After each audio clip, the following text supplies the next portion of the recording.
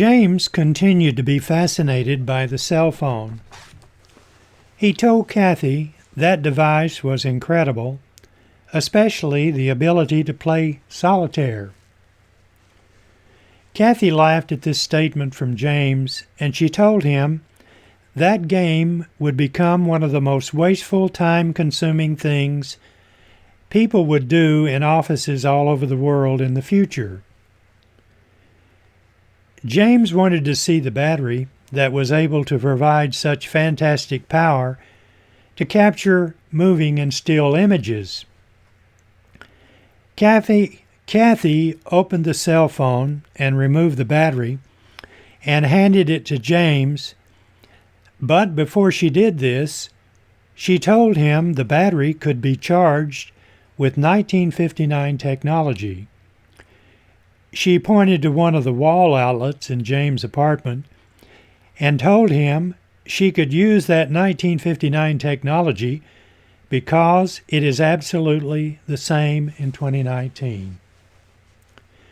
James was becoming more convinced that Kathy was from the future.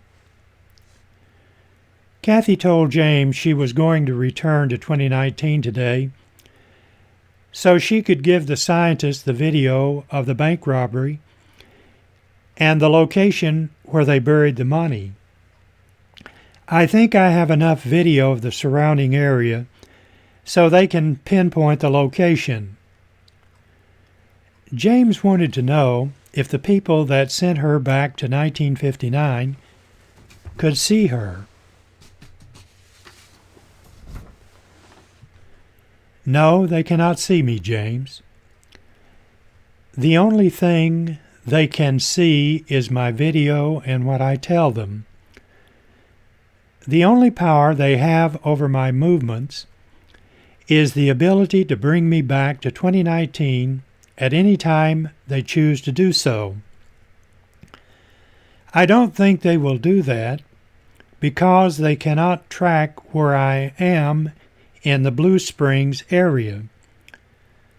They do not want to bring me back where a structure is now standing in 2019. Other than that, they gave me the power to come and go at my discretion. They gave me a map of possible locations where I can execute the device that sends me to and from. We had to find places that are the same in 1959 as in 2019. I cannot risk executing the device in a location that contains a building in 2019. When I get back today, I will check this location to see if the house and garage apartment exists in 2019. If it is the same as now, I can travel from this location. The only thing I must be cautious about is not letting people see this happen. In 1959, they think it is a ghost or space aliens. In the year 2019, they will think the Blue Springs lab has developed something. I am also going to try and bargain with them to let me bring you back with me. Then Kathy looked James in the eye and continued, "That is, if you want to come with me." James told Kathy he would go with her because that is the only way I can keep you. Kathy said when she met with the scientist, "They will want me to provide your name, but I will not do that. They would do what I have kept myself from doing, and that's to check the death records to see if your name is on it." James was thinking how strange this conversation was, talking about his death records. He knew if he was denied the ability to return to 2019 with Kathy, if she checked, could tell him the day and the year he passed away. This was not a concern to James because he knew Kathy would never share that information with him. James was 37 in 1959, so if he lived, he could eventually catch up to a 25-year-old Kathy when he was 97. The thought of that made James laugh and put a frown on Kathy's face when he told her what he was thinking. Kathy told James the next few days would be rough as she attempted to convince the scientist to give her permission to bring James to the future. When I return from this trip, I will make it early in the morning, and if this house and apartment is as it was in 1959 and 2019, I will come back to this location.